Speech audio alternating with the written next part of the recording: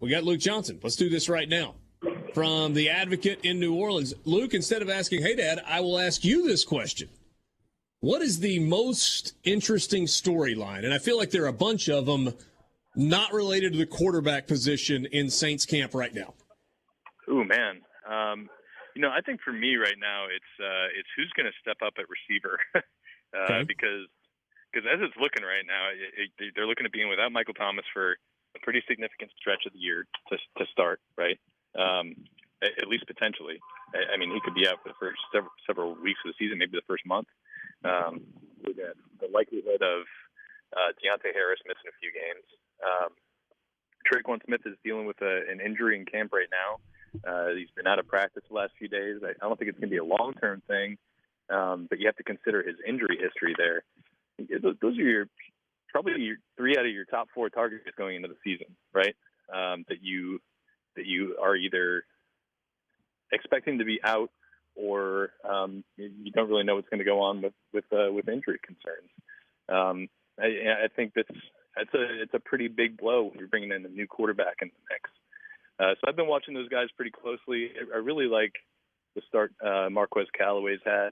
I think he's really accepting this opportunity and kind of going out there pretty hard. You can see the quarterbacks have a lot of trust in him. He's caught probably 3 or 4 back shoulder throws from Taysom Hill. And they have some guys who have really flashed and I think could be nice complementary pieces. But I think that's going to be a concern going into week 1 for me is, they don't have the kind of big boppers there at wide receiver that you'd want, assuming that Michael Thomas and Deontay Harris are not going to be part of that equation right away. Luke, the Michael Thomas saga is so fascinating to me. I would argue that when he is healthy and when he is engaged, he is a top 5 receiver in the NFL. I'm just wondering what the level of frustration is that he waited as long as he did to get the injury taken care of. And are the Saints asking themselves whether or not he's worth the headache? To answer your first question, I think there's a high level of frustration. I think this is, the reading between the lines when Sean Payton and Mickey Loomis are talking before the season. They saw this as something that was preventable, something that could have been taken care of back in February or March. And instead, sorry, we got a truck rolling by here. All right. Instead, it's June, and he's getting a surgery that's potentially going to keep him out for maybe the first month of the season. Do we know a high why? level of frustration there. What's that? Do we know why he waited? I don't know the exact specifics, but from what I've been able to gather, it's he didn't want to have the second operation and was kind of hopeful that he'd just be able to recover and be back out there and be normal without having the second surgery. That wasn't the case. And I think that was from just talking to people, you get the sense that this was something that was probably understood a while back. And instead, you just kind of roll the dice and it turned out bad for him. I don't know what that means for Mike Thomas's relationship with the Saints. I don't know if that means they're getting frustrated and it clouds his future with the organization, because like you said, I mean, the last time Mike Thomas was playing football completely healthy, he was unstoppable. And I think he's still that when he's healthy.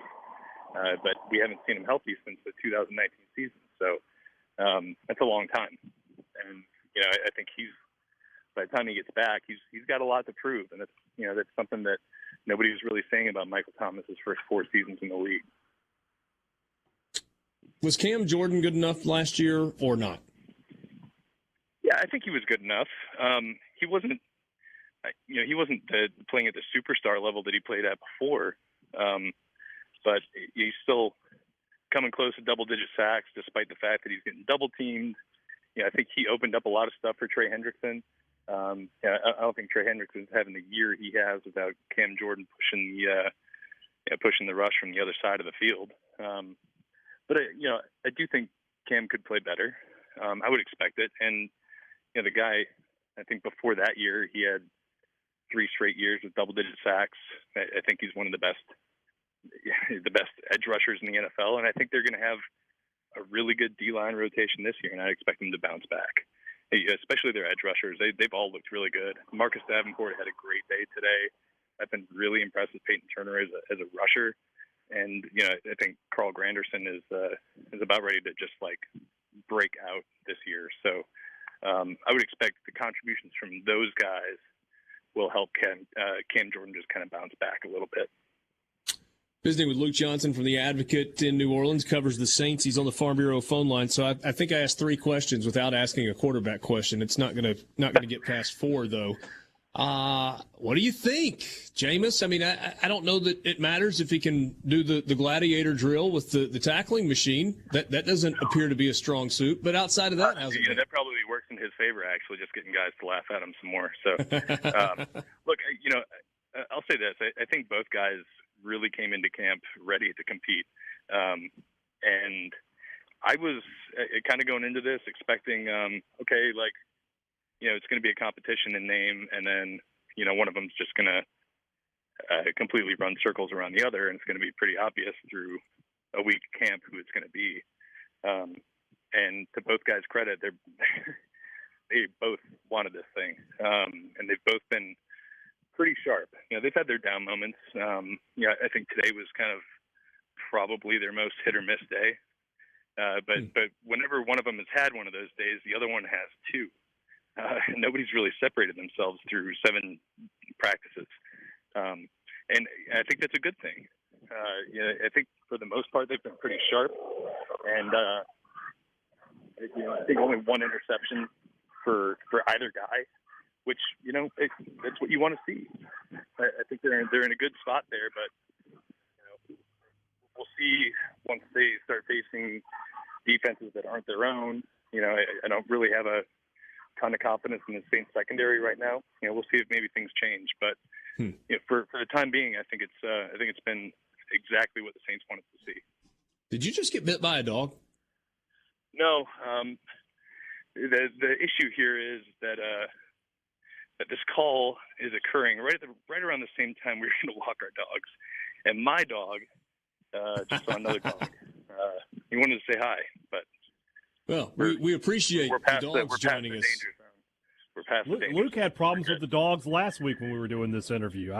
Luke and dogs, man, he's got the problems. Look, I got two very, very active and loud dogs. It doesn't really matter what I do. If I'm sitting in the house, if I'm walking them, they want to come on and say hi on the radio, and they often do. It's a fact of life in the Johnson household. That's fair. I think we all like dogs. Hey, last thing, only a minute left, if even that. You're talking about the competition. Is it still a competition? Yeah, I think it is. I don't think either guy has separated themselves, and I think that's when I say that, I mean I think they've both been pretty good. I came into this under the assumption that Jameis is probably going to be the guy, and I still think that's going to be the case. But I think for people who came in thinking Taysom Hill was just going to roll over because he's going up against the former number 1 overall pick, I think a lot of people were wrong to assume that. He came in ready to go, and he's probably proven a lot of people that he is worthy of this competition here. So. I think we've still got a lot to go and a lot to see, and Taysom is making his case. It's really interesting stuff. Luke, thanks so much for spending a few minutes with us this afternoon while walking your dogs, and look forward to talking to you again soon. Yeah, we'll try to do this next time with maybe the dogs are outside and I'm not moving. But I think it was good to go this time. Yep, we'll get him in the Always 3 o'clock hour next time. All right. Thanks, guys. Luke. That's Luke Johnson from The Advocate in New Orleans. Covers the Saints on the Farm Bureau phone line. Check out favorites.com and go with the home team at Mississippi Farm Bureau. I just want to know how excited you guys are to know that Taysom Hill is legitimately still potentially the starting quarterback for the New Orleans Saints.